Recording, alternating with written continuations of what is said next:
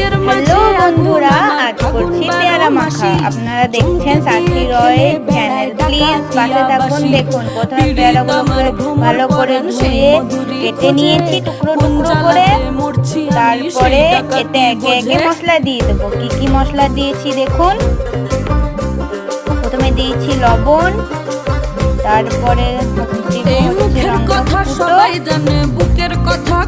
তারপরে চাট মশলা, সোহাগ মাখবে শুধু সেজন আমার দোষী আমার ডাকাতিয়া চাল লাগাম আমার ধরবে ঠিকই আজ না হলে কাল। এগুলো দিয়ে ভালো করে পেয়ারাটাকে মেখে নেব।